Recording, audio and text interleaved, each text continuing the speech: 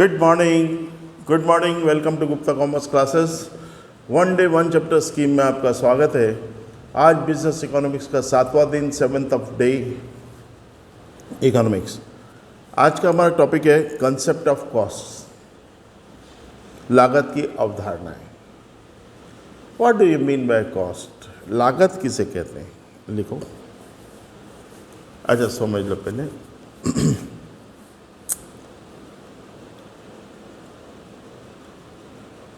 Five sources of production are used for making the production of product. किसी भी वस्तु के निर्माण के लिए उत्पादन के 5 साधनों का प्रयोग किया जाता है।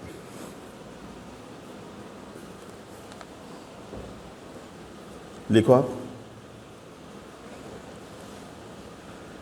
लागत किसे कहते हैं? What do you mean by cost?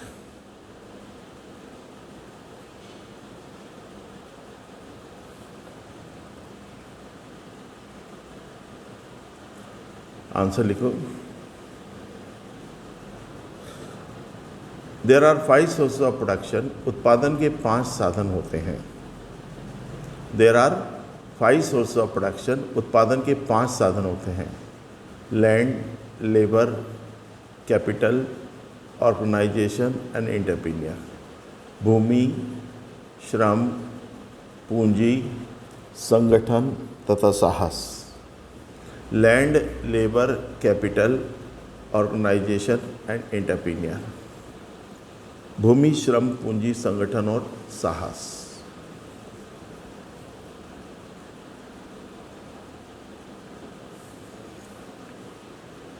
Those amount which are spent on the sources of production for the production, किसी वस्तु का उत्पादन करने के लिए those amount which are spent for sources of production for production, किसी भी वस्तु का उत्पादन करने के लिए उत्पादन साधनों पर जो राशि व्यय होती है, those amount which are expended for making production is called cost of production. किसी भी वस्तु के निर्माण के लिए जो राशि खर्च होती है, जो पैसा व्यय होता है, वह क्या कहलाता है? उत्पादन लागत कहलाती है, कॉस्ट ऑफ प्रोडक्शन।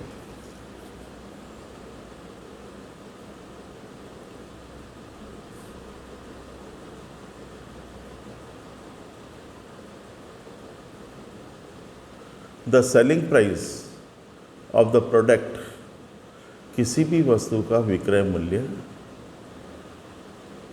उसकी लागत पर आधारित होता है। The selling price of any product is based on their cost price.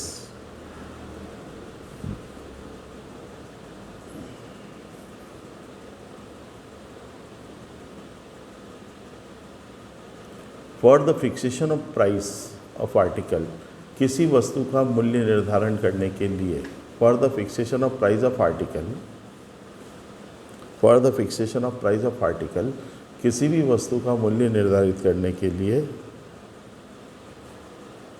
लागत का ज्ञान होना आवश्यक है। The knowledge of cost is necessary.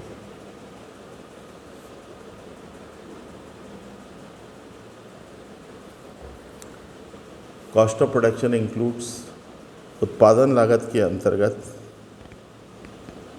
Wages, मजदूरी, सैलरी, वेतन, इंटरेस्ट, ब्याज, रेंट, किराया, रॉ मटेरियल, कच्चा माल, मशीनरी, मशीन, इलेक्ट्रिसिटी, बिजली, पावर, शक्ति, कॉस्ट ऑफ ट्रांसपोर्टेशन, यातायात लागत, इंश्योरेंस, बीमा, एडवर्टाइजमेंट, विज्ञापन,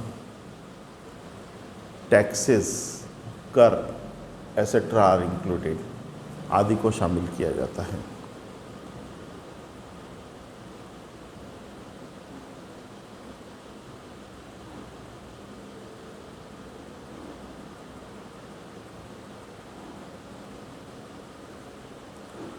The price of all the sources of production is the cost of production। चलेगा, ये मत लिखो, इतना लिख दिया। अब cost concept is very necessary for price determination। मूल्य निर्धारण के लिए लागत की अवधारणा अत्यंत महत्वपूर्ण है।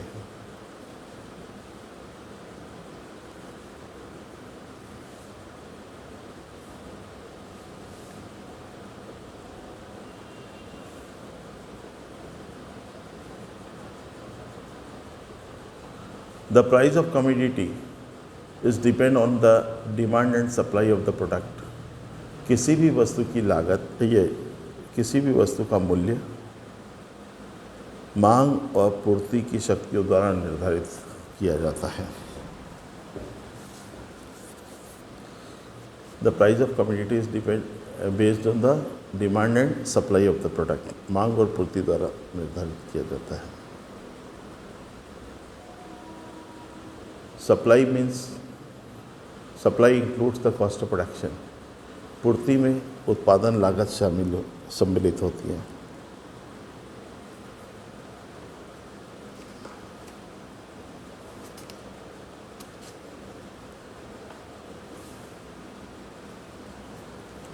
अब हेडिंग डाल दो खाली, उत्पादन लागत की अवधारणा है। Concept of cost of production. Concept of cost of production उत्पादन लागत की अवधारणा है।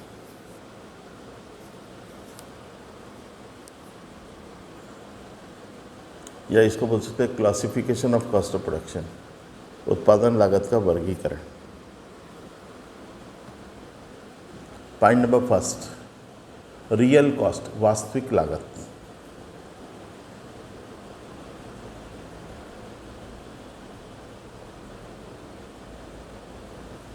रियल कॉस्ट, वास्तविक लागत।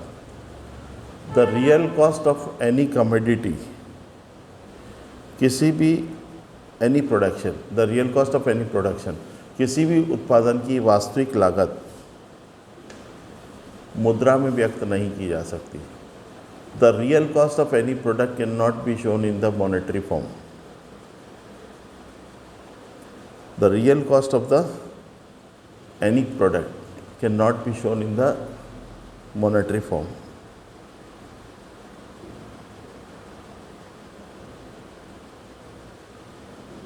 उत्पादन की वास्तविक लागत को मुद्रा के रूप में व्यक्त नहीं किया जा सकता।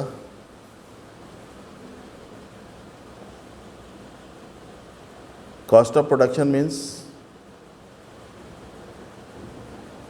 उत्पादन लागत का आशय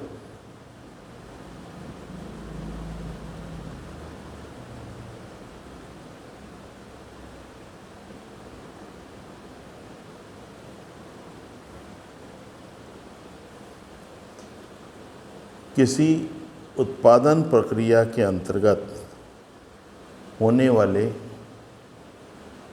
मानसिक, शारीरिक कष्ट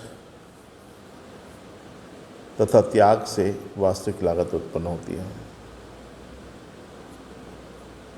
real cost is raised by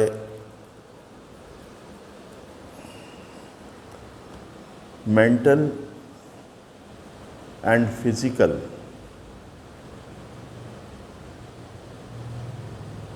sacrifice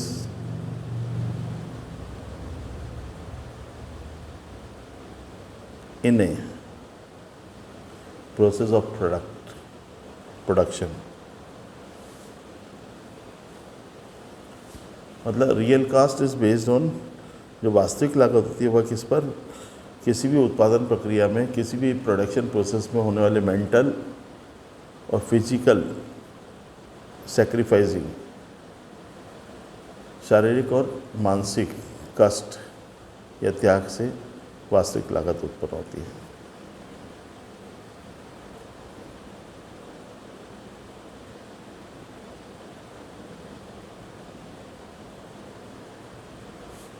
real cost includes, वास्तविक लागत के अंतर्गत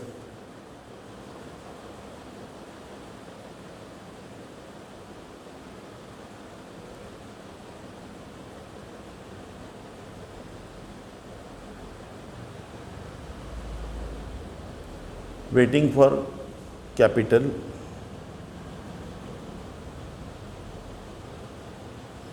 इसके अंतर्गत पूंजी को संचित करने हेतु जो संयम प्रतीक्षा करनी पड़ती है, waiting for capital,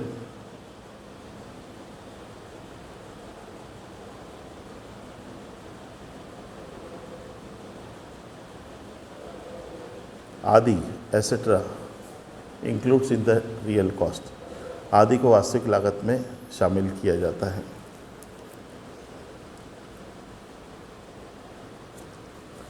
second, money cast, मुद्रा लागत या मौद्रिक लागत।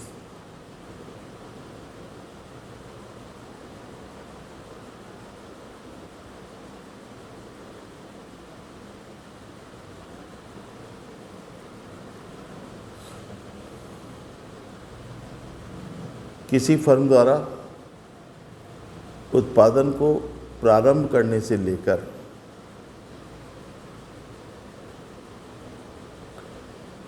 उसकी प्रक्रिया को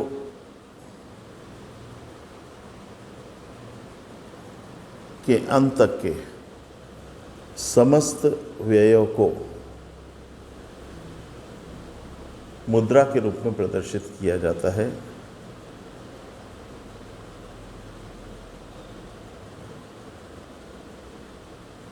जिसे मौद्रिक लागत कहते हैं।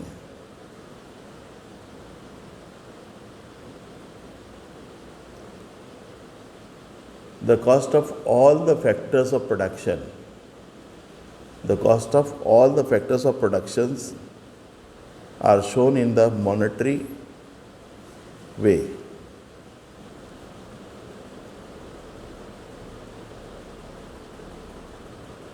That is called monetary cost. The sum of all the sources of production in monetary way, that is called monetary cost. मतलब किसी भी वस्तु के उत्पादन में उत्पादन के जितने भी साधन उपयोग में लेते हैं उनका मौद्रिक मूल्य का योग मौद्रिक लागत कहलाती है। लिख लो इसमें, मॉनेटरी कॉस्ट इंक्लूड्स, मौद्रिक लागत के अंतर्गत एक्सपेंसेस ऑन रॉ मटेरियल, कच्चे माल पर व्यय, प्लस वेजेस मजदूरी, प्लस एक्सपेंसेस ऑन इक्विपमेंट्स उपकरणों पर व्यय, प्लस इंटरेस्ट ऑन कैपिटल पूंजी पर ब्याज, प्लस लैंड रेंट भूमि का लगान, प्लस डेप्रिसिएशन ऑन मशीनरी मशीनों पर हाश, प्लस एडमिनिस्ट्रेटिव एक्सपेंसेस या मैनेजमेंट एक्सपेंसेस प्रबंधकीय व्यय, प्लस एडवर्टाइजमेंट विज्ञापन, प्लस इंश्योरेंस बीमा, प्लस कॉस्ट ऑफ ट्रांसपोर्टेशन यातायात की लागत, एसेट्रा एक्सपेंसेस आर इंक्लूडेड, आदि व्यय शामिल किए जाते हैं। ठीक है। अब तीसरा आता है सोशल कॉस्ट, सामाजिक लागत। ज़्यादा इम्पोर्टेंट क्वेश्चन नहीं है पर कोर्स में तो कर रहे हैं बस। सोशल कॉस्ट, सामाजिक लागत।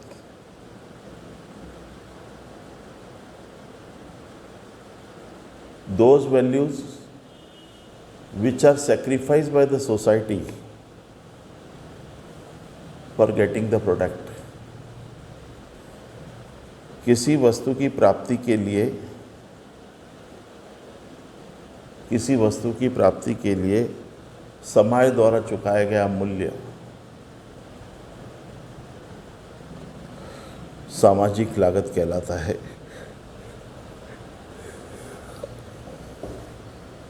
समाज द्वारा किसी वस्तु की प्राप्ति के लिए चुकाया गया मूल्य सामाजिक लागत कहलाता है। फॉर एग्जाम्पल, जैसे एयर पॉल्यूशन, वायु प्रदूषण, वाटर पोल्यूशन, जल प्रदूषण, नॉइस पोल्यूशन, ध्वनि प्रदूषण, which are raised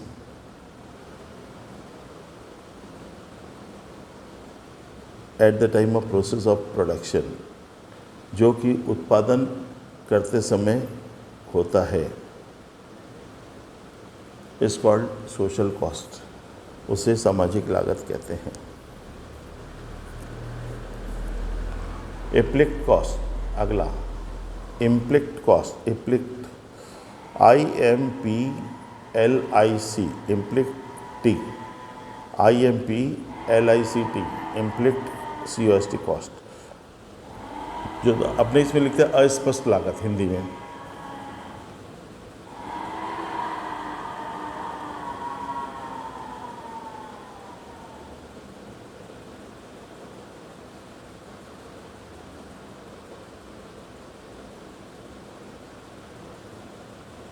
Those goods and services, cost of those goods and services, ऐसी वस्तुओं एवं सेवाओं की लागत which are used by the manufacturer, जो कि उत्पादक द्वारा उपयोग में ली जाती है, but amount is not directly paid, किंतु भुगतान प्रत्यक्ष रूप से नहीं किया जाता,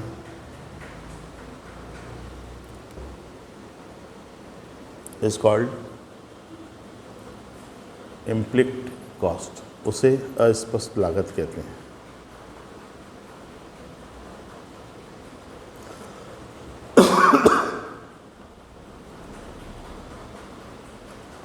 ऐसी उत्पादन लागत जो उत्पादन में तो शामिल होती है किंतु उसका नगद भुगतान नहीं किया जाता, प्रत्यक्ष रूप से भुगतान नहीं किया जाता। जैसे फॉर एग्जाम्पल,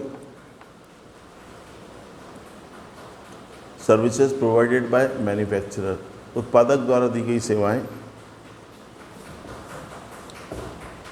की मजदूरी, उत्पादक द्वारा दी गई सेवाओं की मजदूरी। Services provided by producer, interest on self capital, स्वयं की पूंजी पर ब्याज, रेंट ऑफ सेल्फ बिल्डिंग, स्वयं के भवन का किराया, एसेट्रा आदि। ठीक है, उसके बाद आता है अगला 5वां पॉइंट, लिखो एक्सप्लिक्ट कॉस्ट, EXPLICT, एक्सप्लिक्ट कॉस्ट, स्पष्ट लागत।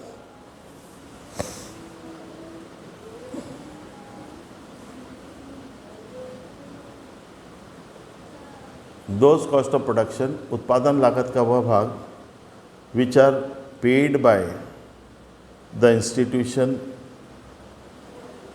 टू द अदर पर्सन्स, उत्पादन लागत का वह भाग जो संस्था द्वारा अन्य व्यक्तियों को भुगतान किया जाता है।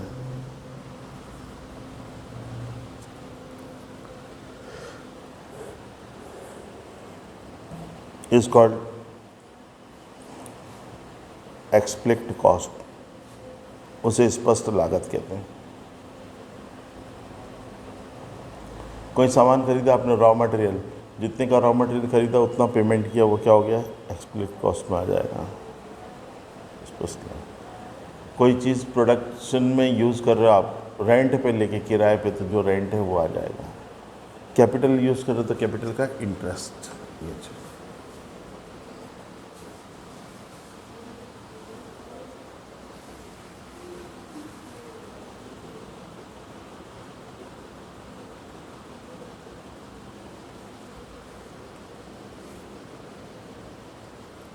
एक्सप्लिक्ट कॉस्ट इंक्लूड्स, स्पष्ट लागत के अंतर्गत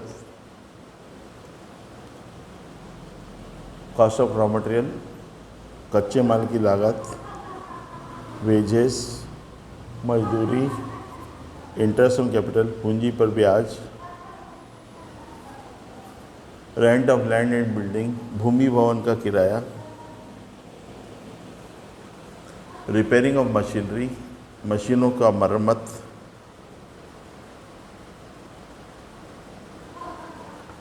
डेप्रिसिएशन ऑन मशीनरी, मशीनों पर मूल्यह्रास, एडवर्टाइजमेंट, विज्ञापन, इंश्योरेंस, बीमा, एक्सपेंसेस ऑन ट्रांसपोर्टेशन, यातायात पर व्यय, एंड पेमेंट ऑफ टैक्सेस, करों का भुगतान आता है। इम्प्लिक्ट कॉस्ट इंक्लूड्स, ये सब आ गया है ना। अगला लिखिए अपॉर्चुनिटी कॉस्ट, अवसर लागत, अवसर लागत opportunity cost.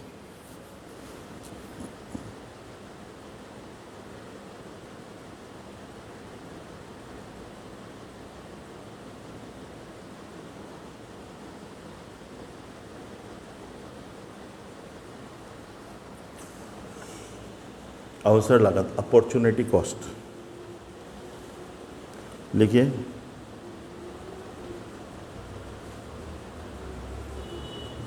The source of productions are limited, उत्पादन के साधन सीमित होते हैं, and their alternative uses are unlimited, किंतु उनके वैकल्पिक प्रयोग असीमित होते हैं।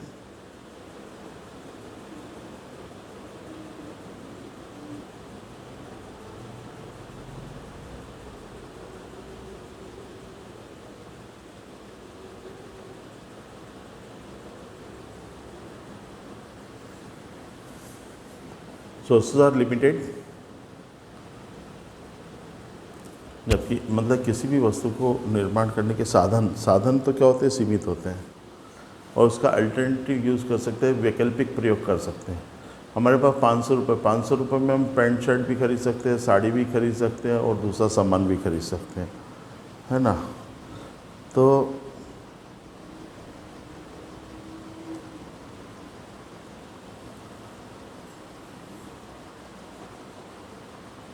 मैन्युफैक्चरर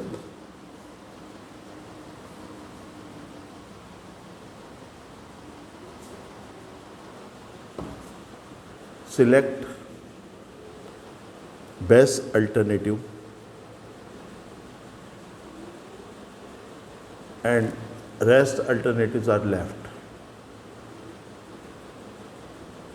उत्पादक के द्वारा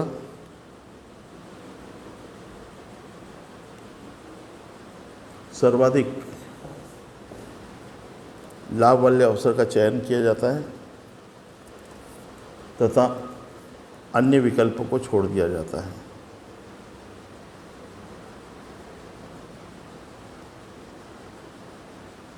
it means opportunity cost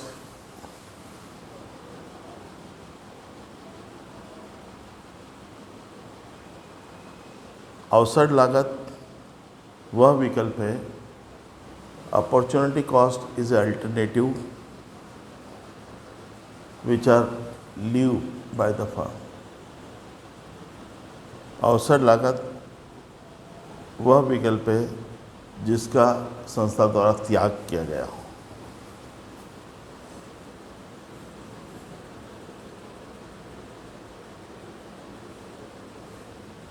for example, उदाहरण के लिए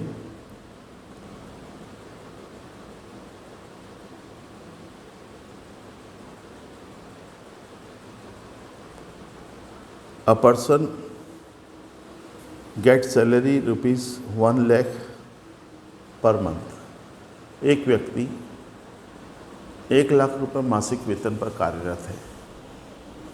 A person gets salary ₹1 lakh per month।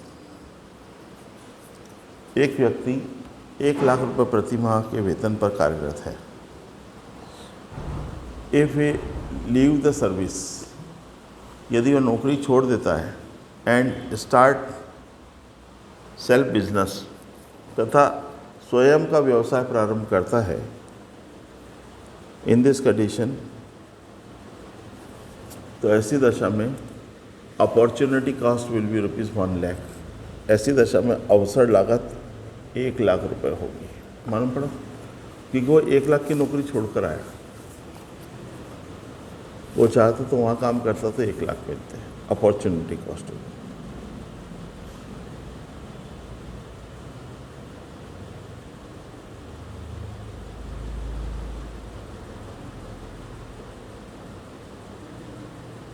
ठीक है, अब देखिए इसके बाद में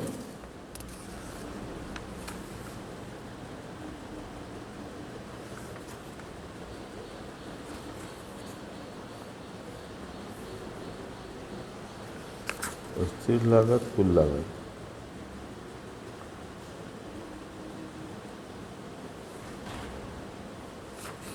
इसके बाद लिखिए आप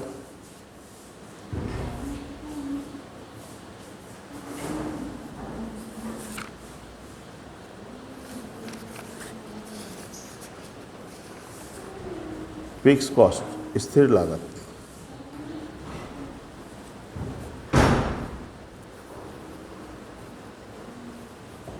स्थिर लागत, फिक्स कॉस्ट। फिक्स कॉस्ट और दोज कॉस्ट, स्थिर लागत से आशय ऐसी लागत से होता है विच आर कॉन्स्टेंट, जो स्थिर होती है। इट मीन्स, अर्थात which are not affected by increasing और डिक्रीजिंग द प्रोडक्शन, जो उत्पादन से प्रभावित नहीं होती। Which are not affected by production, increasing और डिक्रीजिंग द प्रोडक्शन, वो उत्पादन के कम ज़्यादा होने से प्रभावित नहीं होती। इस कॉल्ड फिक्स कॉस्ट, उसे स्थिर लागत कहते हैं। जैसे for example interest on capital, पूंजी पर ब्याज, मैनेजर सैलरी, प्रबंधकों का वेतन, डेप्रिसिएशन ऑन मशीनरी, मशीनों पर मूल्यह्रास,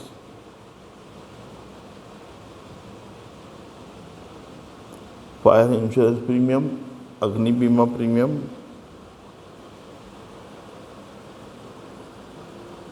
आदि।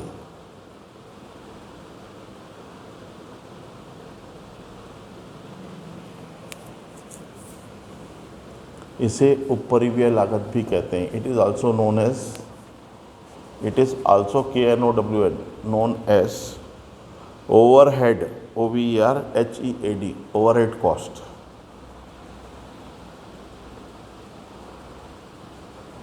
है ना,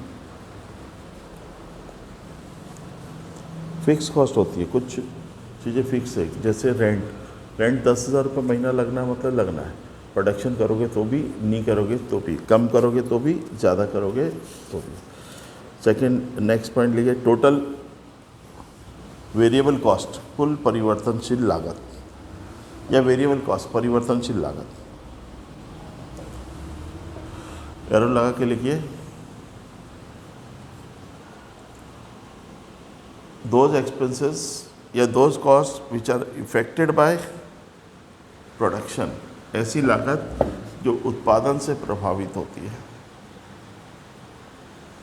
those cost of production which are affected by the production, ऐसी लागत जो वस्तु के उत्पादन से प्रभावित होती है, क्या कहलाएगी? इज कॉल्ड वेरिएबल कॉस्ट, उसे परिवर्तनशील लागत कहते हैं। जैसे for example raw material, cost of raw material, कच्चे माल की लागत, वेजेस, श्रम आदि। ज़्यादा माल बनाओगे तो ज़्यादा लागत आएगी, कम बनाओगे तो कम आएगी, नहीं बनाओगे तो नहीं आएगी। ठीक है, एक क्वेश्चन कर लीजिए इसमें, differentiate between total cost and variable cost. कुल लागत तथा परिवर्तनशील लागत में अंतर बताओ। Differentiate between total cost and variable cost. कुल लागत, ये स्थिर लागत, fix cost, total fix cost. Differentiate between fix cost and variable cost लिख दो यार। स्थिर लागत तथा परिवर्तनशील लागत में अंतर बताओ।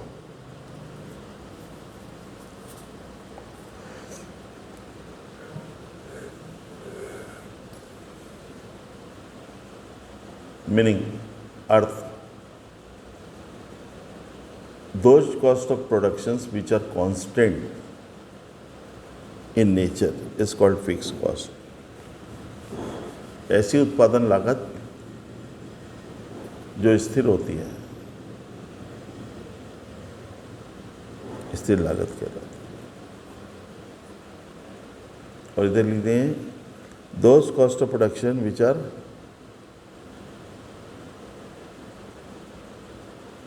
affected by production। ऐसी उत्पादन लागत जो उत्पादन से प्रभावित होती है, ऐसी लागत जो उत्पादन से प्रभावित होती है। वहाँ पे लिखना था पहले वाले में those cost which are not affected by production is called fix cost. ऐसी लागत जो उत्पादन से प्रभावित नहीं होती है स्थिर लागत कहलाती है फिक्स कॉस्ट। और those cost which are affected by production, ऐसी लागत जो उत्पादन से प्रभावित होती है that is called variable cost, उसे परिवर्तनशील लागत कहते हैं। मीनिंग हो गया।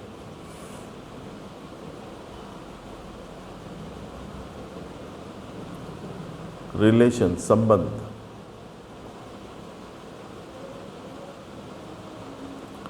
Fix cost is related with fix sources. स्थिर लागत स्थिर साधनों से संबंधित होती है। Fix cost is related with fix sources. स्थिर लागत स्थिर साधनों से संबंधित होती है। एंड वेरिएबल कॉस्ट परिवर्तनशील लागत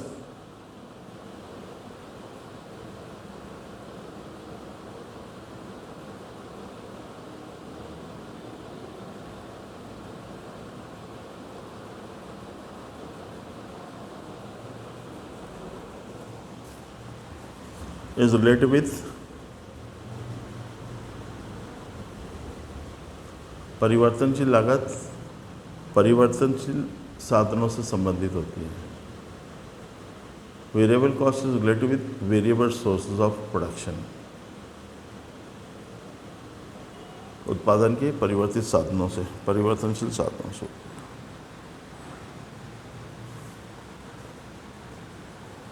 अगला लिखे क्वांटिटी ऑफ प्रोडक्शन, उत्पादन की मात्रा।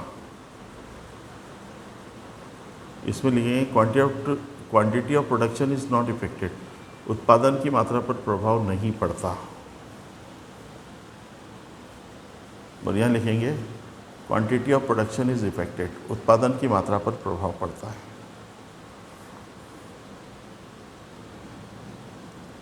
जीरो कॉस्ट, शून्य लागत। पहले वाले में लिखो कॉस्ट नेवर बी जीरो, लागत कभी भी शून्य नहीं होती। और इधर क्या होगा, when goods are not produce, जब माल नहीं बनाया जाता देन कॉस्ट बिकम्स नील, तो उसकी लागत शून्य हो जाती है।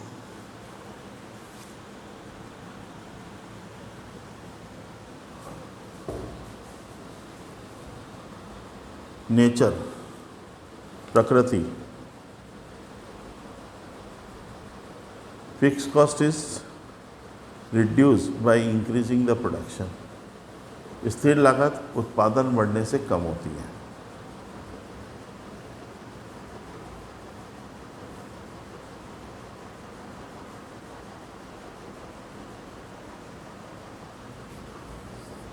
Variable cost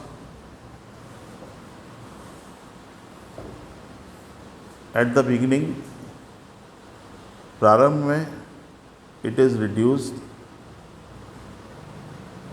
after a limit it is increased। प्रारंभ में ये घटती है और एक सीमा के पश्चात बढ़ने लगती है।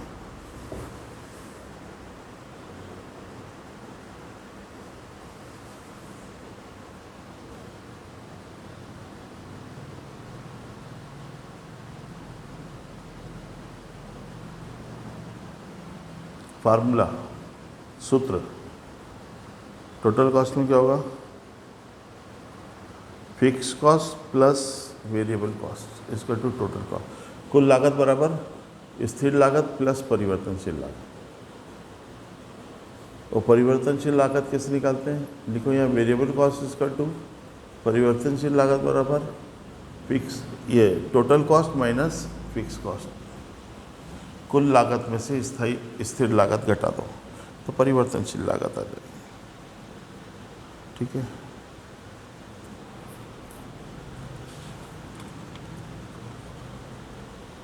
तीसरा पॉइंट लिख लो, कुल लागत टोटल कॉस्ट। किसको बोलते हैं total cost? The sum of fix and variable cost. कुल लागत स्थिर लागत तथा परिवर्तनशील लागत का योग। The sum of fix cost and variable cost. स्थिर लागत तथा परिवर्तनशील लागत का योग क्या कहलाता है? कुल लागत कहलाती है। Is called total cost.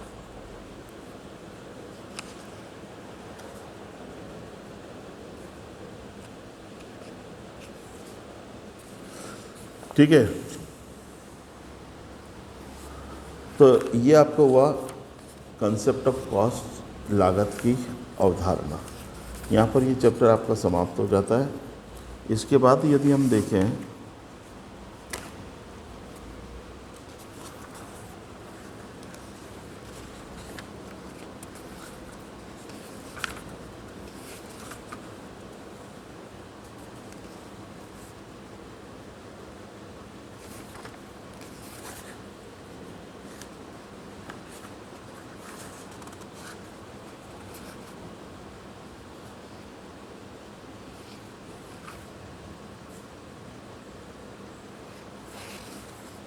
हाँ जी,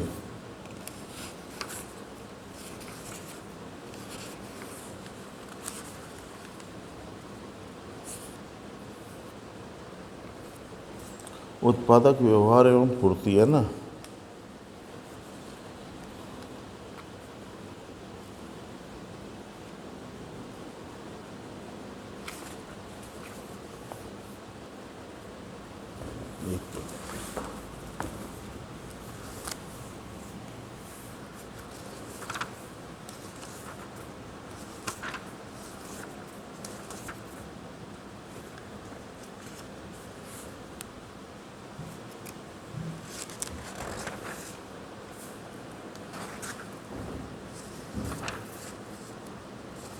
अब आप लिखिए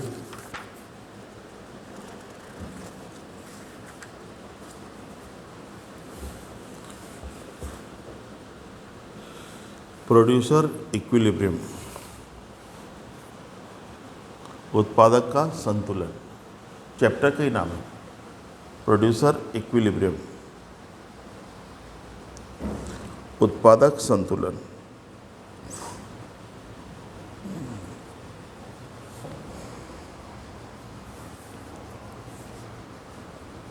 question number first, what do you mean bye producer equilibrium? उत्पादक संतुलन किसे कहते हैं?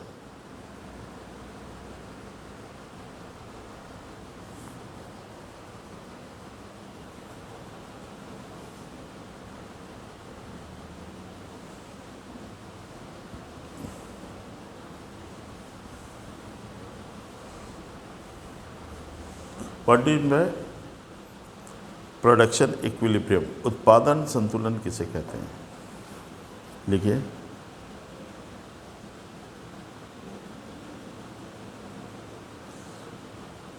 उत्पादक संतुलन से आशय producer equilibrium means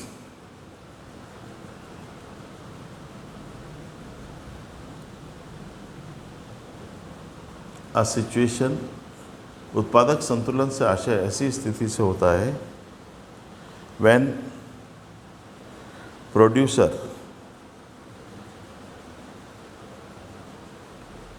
not taken interest for increasing or decreasing the production. उत्पादन संतुलन से आशय जब उत्पादक द्वारा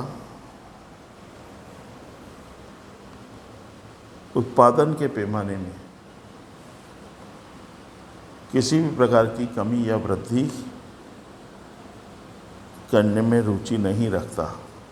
When producer is not interested for increasing or decreasing the scale of production, उत्पादन कम ज़्यादा करने में कोई रुचि नहीं रखता है, that is called production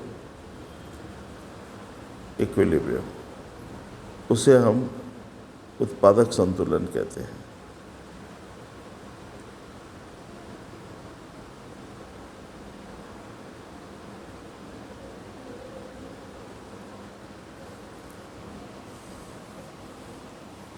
By the help of production equilibrium, उत्पादन संतुलन के माध्यम से manufacturer earn maximum profit by producing a limited goods.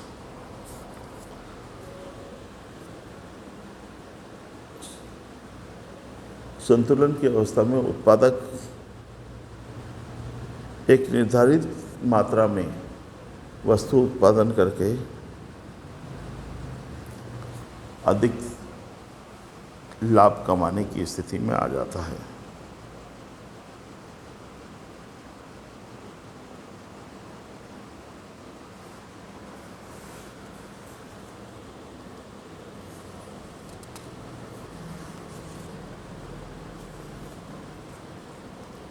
ठीक है. अब इसमें प्रोड्यूसर कौन है मालूम पड़ गया ना आपको. उत्पादक किसको बोलते हैं? A person who produce the goods. वह व्यक्ति जो वस्तु का निर्माण करता है उत्पादक कहलाता है ना.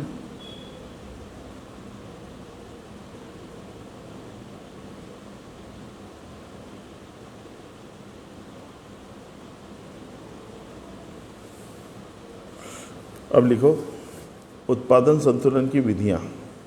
Methods of producer equilibrium. उत्पादन संतुलन की विधियां.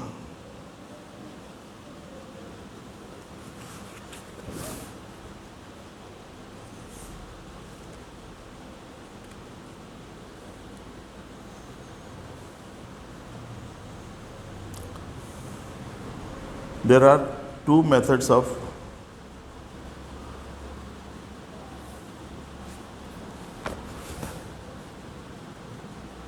फर्म या प्रोडक्शन इक्विलिब्रियम. उत्पादन संतुलन की दो विधियां होती है. उत्पादक प्रोड्यूसर या फर्म. नंबर 1,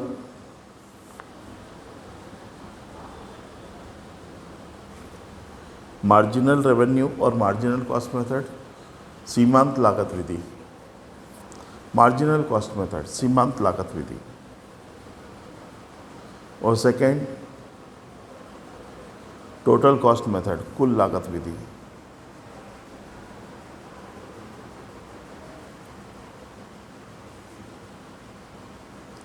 फर्स्ट लिख लो, मार्जिनल कॉस्ट मेथड, सीमांत लागत विधि.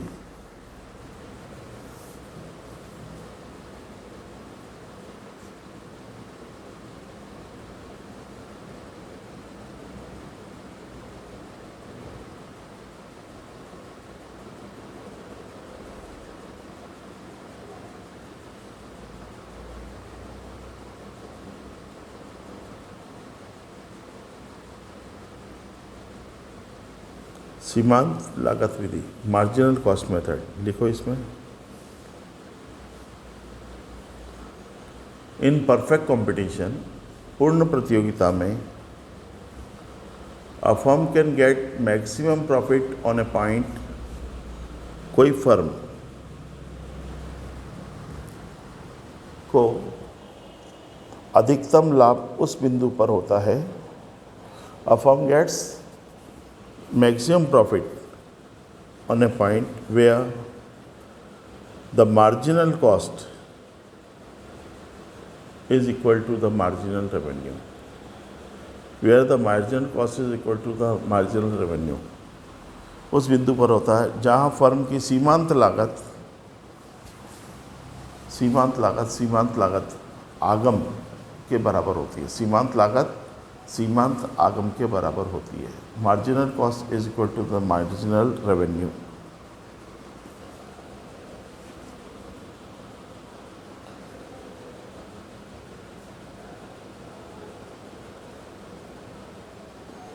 ठीक है।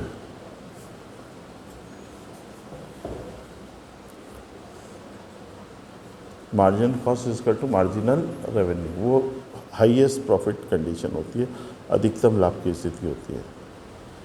इफ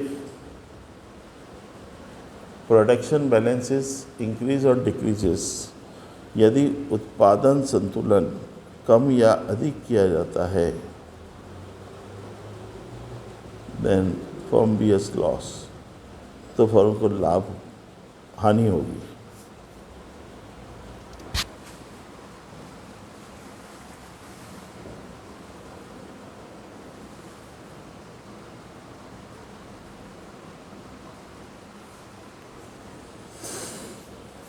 ठीक है।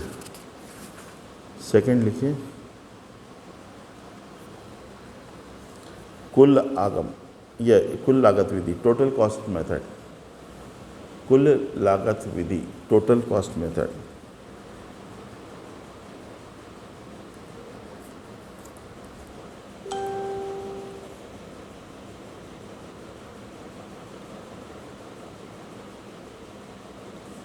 लिखो,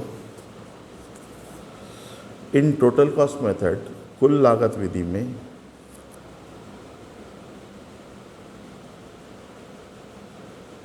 the equilibrium point of the firm is fixed, can be fixed। कुल लागत विधि में फर्म का साम्य, फर्म के साम्य का निर्धारण किया जा सकता है। इक्विलिब्रियम, साम्य।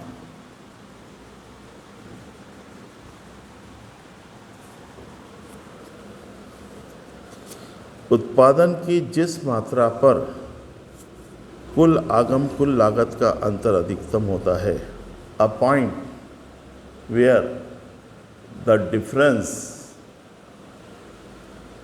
एक ऐसा बिंदु, ऐसा लिख लो आप, एक ऐसा बिंदु जहाँ कुल आगम तथा कुल लागत का अंतर अधिकतम होता है, a point where the difference between total revenue and total cost is maximize, वहाँ फर्म को अधिकतम लाभ प्राप्त होता है।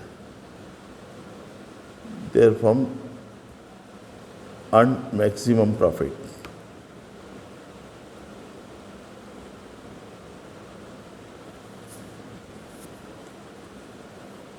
इट मीन्स, अर्थात व्हेन फर्म गेट्स इक्विलिब्रियम, जब फर्म को साम्य स्थिति प्राप्त होती है, then the profit of the firm will be maximize, तो फर्म का लाभ अधिकतम होता है।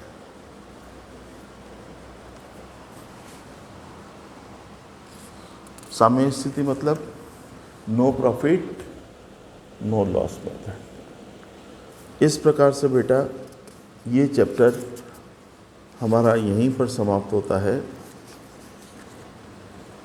और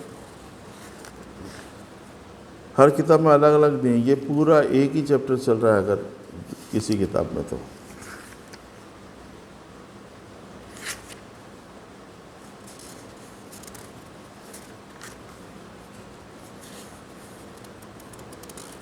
एक आता है, लिखो, what do you mean bye supply, पूर्ति किसे कहते हैं। What do you mean bye supply, पूर्ति किसे कहते हैं। लिखिए, availability of the goods in the market, बाजार में उपलब्ध वस्तुओं की संख्या को, the availability of goods in the market is called supply. बाजार में उपलब्ध वस्तुओं की संख्या को पूर्ति कहा जाता है।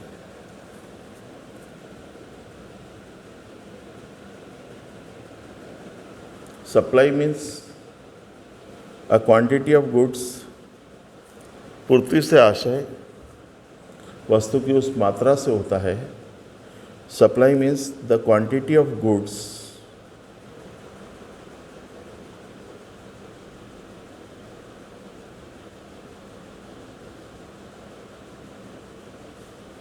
ऐसी मात्रा से होता है when businessman is ready to sell the goods on a certain price. जब कोई उत्पादक अपनी वस्तु को एक निश्चित मूल्य पर बाजार में बेचने के लिए तैयार होता है। When a seller is ready to sell their product in the market on a particular rate, that is called supply। तो उसे पूर्ति कहते हैं। जब कोई विक्रेता या जब कोई उत्पादक अपनी वस्तु को एक निश्चित मूल्य पर बाजार में बेचने के लिए तैयार रहता है तो उसे पूर्ति कहते हैं। When seller is ready to sell their product in the market on a certain price, that commodity is called supply।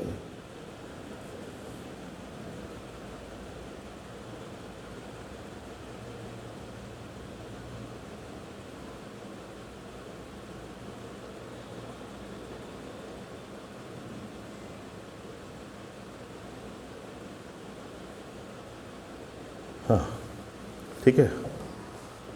तो सप्लाई मतलब availability of the goods in the market for selling purpose. बेटा, बाजार में उपलब्ध वस्तुएं, जो विक्रय हेतु उपलब्ध वस्तुएं होती है, वो क्या कहलाती है? पूर्ति कहलाती है। ठीक है। कैरेक्टरिस्टिक्स लिखो, इसकी विशेषताएं। कैरेक्टरिस्टिक्स विशेषताएं। Point number first, supply means those quantity of goods, पूर्ति से आशय वस्तु की ऐसी मात्रा से होता है which are available in the market for sale, जो बाजार में बिक्री हेतु उपलब्ध होती हैं। Which are available in the market for sale, जो बाजार में बिक्री हेतु उपलब्ध होती है। Second point, supply is related with particular time period, पूर्ति का संबंध निश्चित समयावधि से होता है।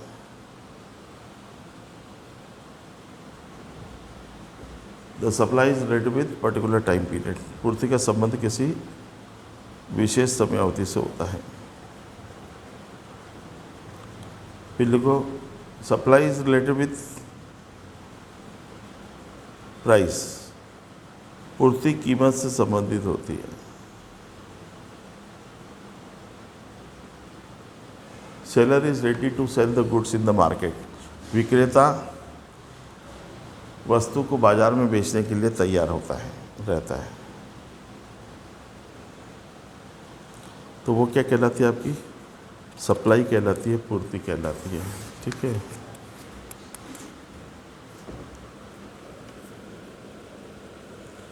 अब आखिरी वो लिख लो इसमें, factors affecting supply.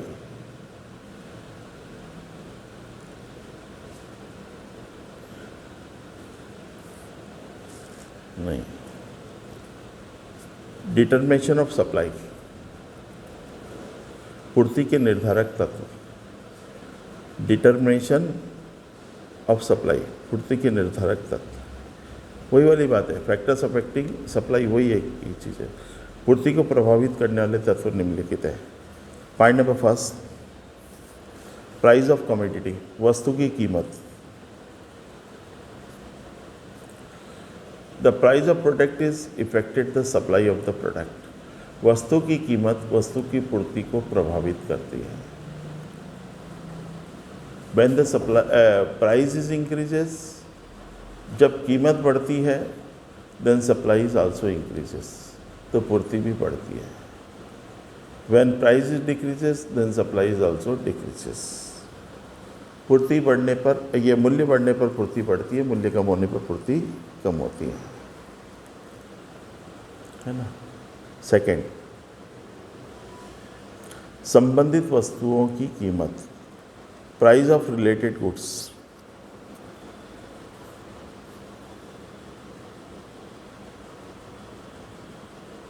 The price of substitute goods is also affected the supply.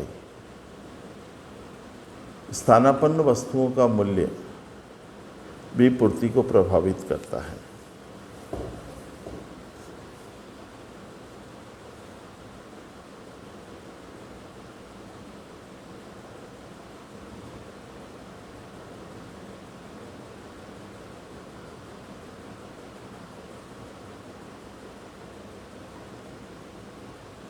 ठीक है, तो सब्स्टिट्यूट गुड्स का प्राइस भी डिपेंड करता है सप्लाई पर। क्यों? अगर जो स्थानापन्न वस्तु होती है, चाय के रेट बढ़ गए, लोग कॉफ़ी पीना शुरू कर देंगे। कॉफ़ी के रेट बढ़ गए, लोग चाय पीना शुरू कर देंगे। शक्कर के रेट बढ़ गए, लोग गुड़ खाना शुरू कर देंगे। गुड़ के रेट बढ़ गए, लोग शुगर परचेस करना शुरू कर देंगे।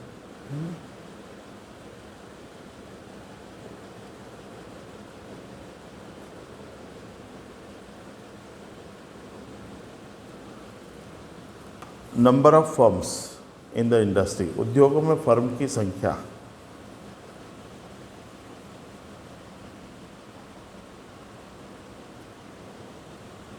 उद्योगों में फर्म की संख्या, number of firms in the industry.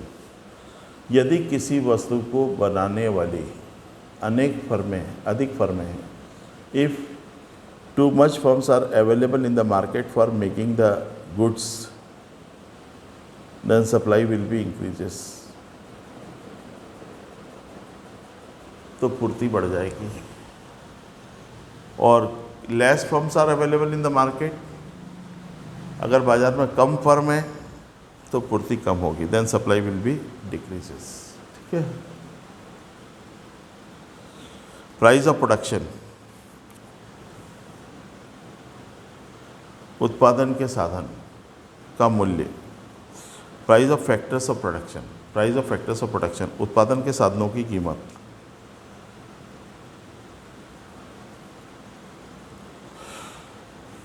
If the price of factors of production are increases, then production will be decreases. यदि उत्पादन के साधनों की कीमत बढ़ेगी तो उत्पादन कम होगा, मतलब supply will be decreases. If the price of factors of production is increases, यदि उत्पादन के साधनों की कीमत बढ़ेगी तो पूर्ति कम होगी, और साधनों की कीमत कम होने पर पूर्ति बढ़ जाएगी। When the price of factor of production is decreases, then supply will be increases. Government policy, सरकारी नीति।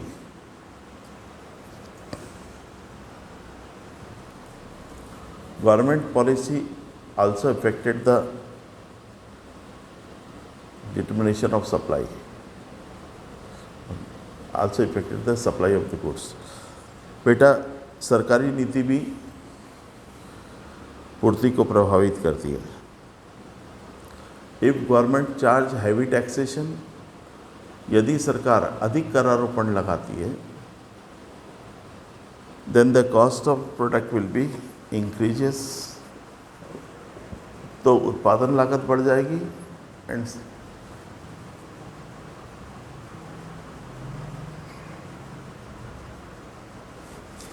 विच are affected on the supply, जिसका पूर्ति पर प्रभाव पड़ता है। ठीक है, ये मैंने आपको थोड़ा सा पूर्ति का कराया।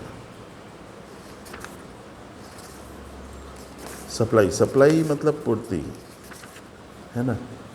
अब इसके बाद ये चैप्टर अपना पूरी तरीके से ख़त्म हो गया। अब अगला चैप्टर जो शुरू होगा वो है मार्केट, बाज़ार, क्लासिफिकेशन ऑफ मार्केट, बाज़ार का वर्गीकरण, है ना। ये हम कल करेंगे। आज की क्लास हम यहीं ख़त्म करते हैं। Have a nice day.